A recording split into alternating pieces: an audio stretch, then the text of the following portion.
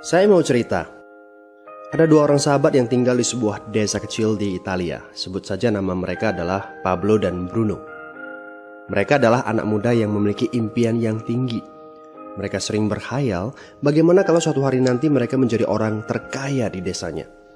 Keduanya merupakan orang yang sangat ambisius. Yang mereka perlukan adalah sebuah kesempatan. Pada suatu hari, kesempatan itu pun datang. Kepala desa memutuskan untuk mempekerjakan kedua anak ini untuk membawa air dari sungai ke sebuah penampungan air di tengah desa. Keduanya masing-masing membawa 2 buah ember dan segera menuju ke sungai. Menjelang sore, keduanya telah mengisi penampungan air sampai penuh. Kepala desa menggaji mereka masing-masing berdasarkan jumlah ember air yang mereka bawa. Wow, Pablo dan Bruno senang sekali. Ini berarti impian mereka akan segera terkabul. Mereka sulit percaya jika mereka bisa mendapatkan rezeki sebanyak ini. Mereka bekerja lebih keras lagi setiap hari agar bisa mengangkut air lebih banyak. Namun, Pablo mulai merasakan ketidaknyamanan. Ia tidak yakin pekerjaan ini bakal buat impiannya terwujud.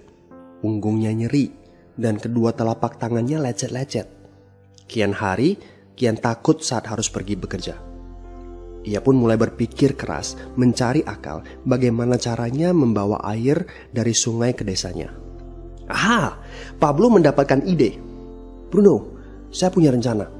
Daripada kita mondar-mandir bawa-bawa ember setiap hari, kenapa kita nggak sekalian aja buat sebuah saluran pipa dari sungai ke desa kita? Saluran pipa? Ide dari mana itu?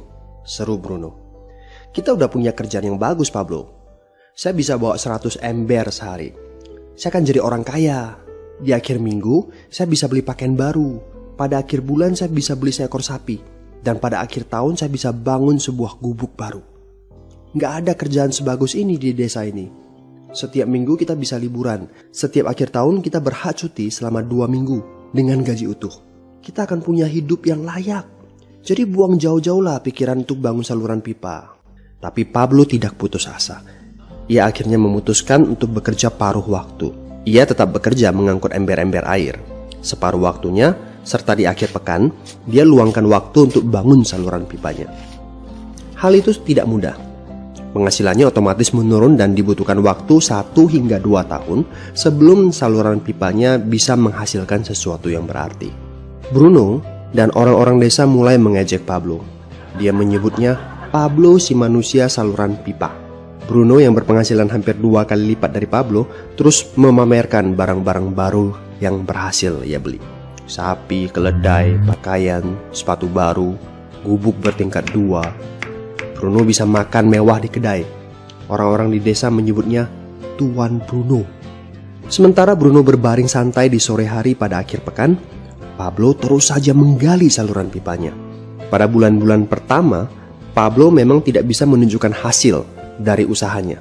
Pekerjaannya memang sangat berat, bahkan lebih berat daripada kerjaan Bruno. Karena Pablo juga harus bekerja pada malam hari. Demikian pula di akhir minggu. Tapi Pablo selalu mengingatkan pada diri sendiri bahwa impiannya dibangun berdasarkan pada perjuangan yang dilakukan hari ini. Dari hari ke hari, dia terus menggali, inci demi inci. Sedikit demi sedikit, lama-lama jadi bukit. Dari 1 inci kemudian menjadi 1 kaki. Kemudian jadi 10 kaki. Kemudian 20 kaki, 100 kaki, dan seterusnya. Bersakit-sakit dahulu, senang-senangnya kemudian. Demikian dia terus menyemangati dirinya sendiri. Sepulang kerja, tubuhnya lelah sekali. Fokus pada hasilnya. Kata-kata itu terus ia ulangi dalam hati setiap hari saat dia pergi tidur. Sementara dari bar di desa itu terdengar gelak tawa mengiringinya ke alam mimpi. Ayo, fokus pada hasil akhir. Hari berganti bulan, saluran pipanya sudah setengah jadi. Saat beristirahat, Pablo melihat dari jauh sahabatnya Bruno yang terus saja mengangkut ember-ember.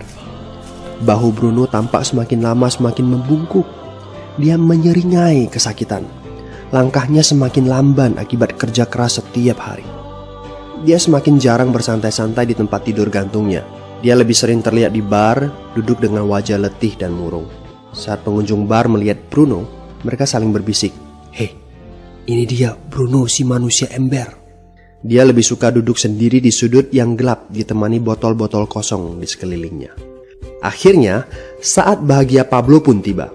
Saluran pipanya sudah rampung. Orang-orang desa berkumpul saat air mulai mengalir dari saluran pipanya menuju ke penampungan air di desa. Sekarang, desa ini sudah bisa mendapatkan pasokan air bersih secara tetap. Pablo tidak perlu lagi membawa ember. Artinya, airnya akan terus mengalir, baik dia sedang bekerja maupun tidak. Air itu mengalir saat dia makan, saat dia tidur. Air itu mengalir di akhir minggu ketika dia asyik bermain. Semakin banyak air yang mengalir ke desa itu, semakin banyak pula uang yang mengalir ke kantong Pablo. Apa moral dari cerita ini? Pertanyaan yang paling penting untuk kita renungkan adalah, siapakah Anda? Seorang pembawa ember atau seorang pembuat saluran pipa? Apakah Anda hanya mendapatkan penghasilan jika Anda datang ke tempat kerjaan, seperti Bruno pengangkut ember? Atau Anda termasuk orang yang bekerja hanya sekali saja, kemudian Anda dibayar terus-menerus, seperti Pablo pembuat saluran pipa? Jika Anda termasuk orang kebanyakan, itu berarti Anda bekerja dengan menggunakan pola pembawa ember. Anda membarterkan waktu untuk mendapatkan uang. Maksudnya, bekerja 1 jam dibayar per jam, bekerja 1 bulan dibayar per bulan, bekerja setahun dibayar per tahun. Masuk akal kan? Masalahnya, dengan sistem pembawa ember, masuknya uang akan berhenti saat kita berhenti bawa ember. Artinya pendapatan kita hanya sementara alias tidak langgeng. Kalau di suatu pagi Bruno bangun dan punggungnya terasa sakit, sehingga dia tidak bisa bangkit dari tempat tidurnya, berapa uang yang akan dia dapatkan hari itu? 0 besar. Fakta yang harus kita sadari adalah kita tidak bisa bekerja selamanya karena faktor usia dan kesehatan. Jika kita tidak sanggup membarterkan waktu kita, maka kita tidak akan mendapatkan uang. Pablo jauh hari sudah menyadari keterbatasan ini. Karena itulah dia langsung berpikir untuk menciptakan suatu sistem yang memungkinkan dia untuk terus mendapatkan bayaran baik dengan cara barter waktu ataupun tidak. Pikirkan ini. Bagaimana dengan Anda? Anda mau apa kalau besok penghasilan Anda berhenti? Apa yang akan terjadi kalau Anda dipecat? Apa yang terjadi kalau kemudian Anda sakit atau cacat sehingga tidak bisa membawa ember lagi? Bagaimana seandainya perawatan kesehatan yang mendadak yang harus Anda jalani menghabiskan uang tabungan Anda?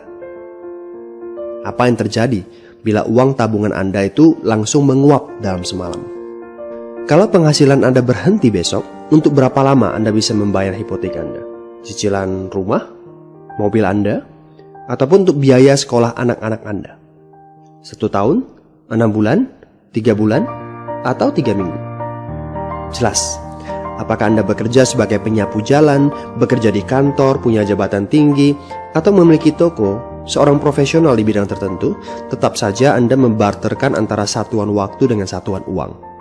Apakah dengan cara demikian Anda akan aman? Satu-satunya jalan untuk menciptakan keamanan yang sesungguhnya adalah seperti yang dilakukan oleh Pablo, yaitu membangun saluran pipa saat Anda masih bekerja sebagai pembawa ember. Dengan membangun sebuah saluran pipa, Anda cukup mengerjakan pekerjaan sekali saja, capeknya sekali saja, tetapi Anda akan dibayar terus-menerus. Saluran pipa ini akan memberikan Anda penghasilan walaupun Anda sedang tidur ataupun Anda sedang main. Penghasilan ini juga akan terus Anda peroleh setelah Anda pensiun, pada saat Anda sedang sakit ataupun cacat sehingga tidak bisa bekerja, dan juga dalam situasi darurat. Inilah yang disebut sebagai penghasilan pasif. Anda tahu, saat ini kami sedang membangun saluran pipa yang akan memberikan penghasilan pasif. Mau tahu caranya? Hubungi teman yang meminta Anda untuk menonton video ini. Dia punya akses untuk informasi yang Anda butuhkan. Mintalah video lanjutannya, atau jika memungkinkan, bertemu langsung dengan teman Anda.